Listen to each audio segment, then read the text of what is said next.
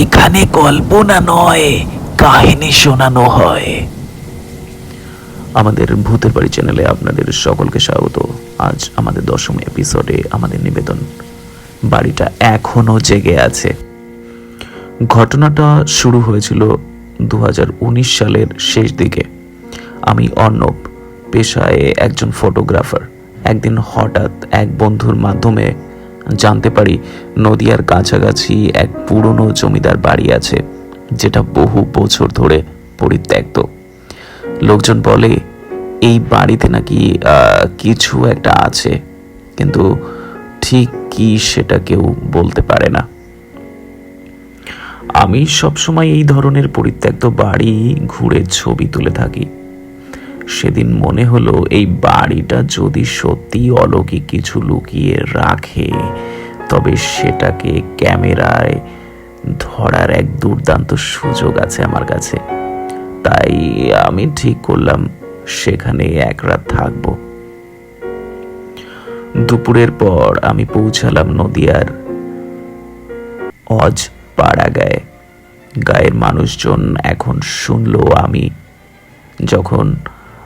শুনলো আমি সিংহ বাড়িতে একা রাত কাটাতে যাচ্ছি, সবাই মুখ ঘুরিয়ে নিল।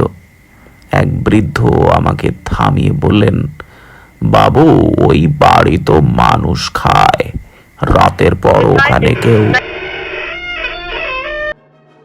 ফেরে না। বাবু, ওই বাড়ি তো মানুষ খায়, রাতের পর ওখানে কেউ ফেরে না।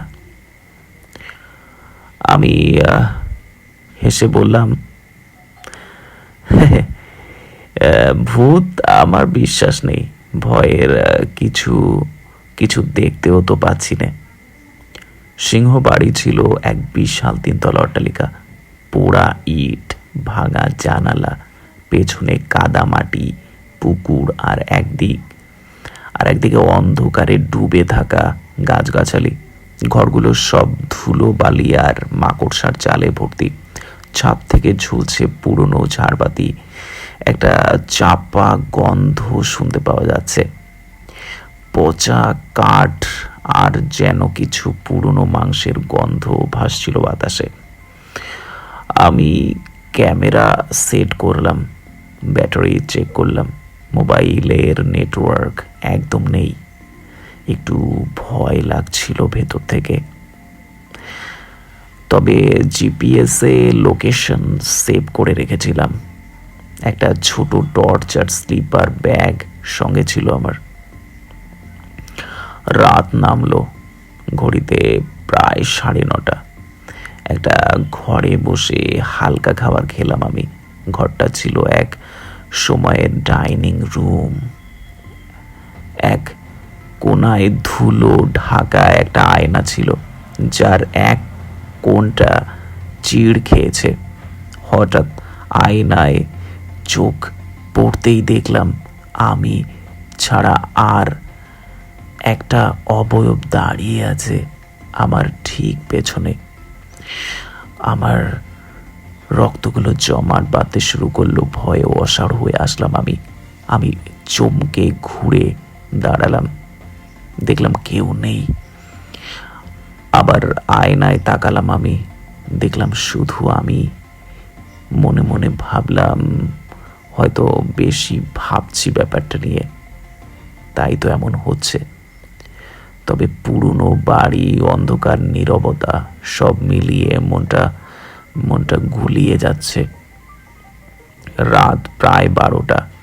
হঠাৎ শুনি দোতলার উপর দিয়ে টেনে হিচড়ে চলার মতো একটা শব্দ। খট খট করে কে যেন কাকে টানছে আর অদ্ভুতভাবে খিলখিলিয়ে হাসছে। মনে হচ্ছিল কেউ যেন ভারী কিছু টেনে নিয়ে যাচ্ছে। গলা শুকিয়ে গেল আমার। আমি সাহস করে উপরে উঠলাম। প্রত্যেকটা ঘরে গিয়ে দেখলাম কেউ নেই, কিন্তু একটা দরজা, যেটা বিকেল থেকে বন্ধ করে এসেছিলাম আমি, সেটা তখন খোলা ছিল। ঘরটা ছিল এককালে বাড়ির ঠাকুর ঘর। ঘরের মেঝেতে ছিল শুকিয়ে যাওয়া সিঁদুরের ছোপ, আর সবচাইতে ভয়ঙ্কর ব্যাপার, ঘরের মেঝেতে পুঁতে রাখা একটা পুরনো কাঠের বাক্স, যার উপর লেখা ছিল কিছু সংস্কৃত মন্ত্রতন্ত্র। আমি তখনই বুঝলাম এই বাড়িতে শুধু পুরনো ইতিহাস নেই, আর আছে কিছু চাপা পড়া কিছু, যা কালের সঙ্গে সঙ্গে চাপা পড়ে গেছে। কৌতূহল সামলাতে না পেরে বাক্সটা একটু খুলে দেখলাম। ভেতরে একখানি মাটির মূর্তি, কিছু হাড়গোড়, একরকম কালো কাপড়ে মোড়ানো খণ্ডিত চুল, আর লাল সাদা সুতোতে বাঁধা ছোট্ট একটা কাঠের তাবিজ। স্পষ্টভাবে বোঝা যাচ্ছিল এটি কোনো কালো তন্ত্রের চিহ্ন হবে হয়তো। ঠিক তখনই আমার পেছনে পেছনে একটা শব্দ আসলো, কানে এলো একটা মেয়েলি হাসি আর কান্না। ঘুরে দেখি কেউ নেই। ঘরের বাতি নিজে থেকে নিভে গেল। আমি টর্চ জ্বালাতেই দেখি টর্চের আলোয় বাক্সের জিনিসগুলো আর নেই। আমি নিচে নেমে আবার ডাইনিং রুমে এলাম। হঠাৎই শুনি সেই আগের আয়নায় কেউ নিঃশব্দে আঙুল বুলিয়ে লিখছে কিছু। আয়নার কুয়াশা ভরা কাছে ভেসে উঠল কিছু লেখা। তুমি চলে যাও। এক মুহূর্তের জন্য আমি পাথর হয়ে গেলাম। ভয়ে চেঁচাতে গিয়ে গলা থেকে শব্দই বের হলো না আমার। আর তখনই শুনলাম একটা বিকট হাড়গোড় ভাঙার মতো শব্দ, যেন কেউ জানালার ধারে নিজের মাথা ঠুকছে বারবার। আমি দৌড়ে বারান্দায় গেলাম, কিন্তু কিন্তু তখন আর কেউ ছিল না। শুধু একটা জানলার পাশে রক্তের মতো কিছু লেগেছিল। ঘড়ির কাঁটা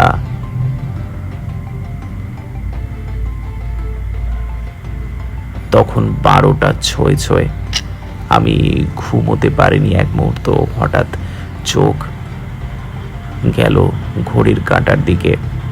সেটা ঠিক 12টায় থেমে আছে। আমার হাত ঘড়ি, ফোন সব একই সময় দেখাচ্ছে 12টা। ঘড়ি যেন সময়কে আটকিয়ে রেখেছে। আমি জানালার বাইরে তাকিয়ে দেখি একই অন্ধকার, একই নিস্তব্ধতা। ঠিক তখনই পেছন থেকে একটা কড়া গলার আওয়াজ এলো, ঘরে ফিরে যাও, রাত শেষ হয়নি। আমি আমি পেছনে ঘুরে দেখি একজন বৃদ্ধা মহিলা, সাদা শাড়ি, মুখে কোনো অতিরিক্ত বা অভিব্যক্তি নেই, চোখ একদম সাদা তার। আমি চিৎকার করে দৌড়াতে শুরু করলাম সেখান থেকে। ভোর হতে হতেই আমি বাইরে বেরিয়ে আসি, দৌড়ে গায়ের দিকে যাই। একজন কৃষককে দেখতে পেয়ে ওর বাইকে চেপে সরাসরি নদিয়া স্টেশনে পৌঁছে যাই আমি। ঘটনার পর বহুদিন আমি কথা বলিনি কারোর সঙ্গে। ডাক্তারের মতে আমি পিটিএসডির শিকার হয়েছিলাম, কিন্তু আজও রাতে ঘুমোতে গেলে মাঝে মাঝে সেই ঘরটার দরজা, সেই আয়না আর সেই মহিলা সব কিছু চোখে ভেসে ওঠে। আর মনে হয় আমার পাশে মধ্যরাত্রে কেউ যেন হাসছে।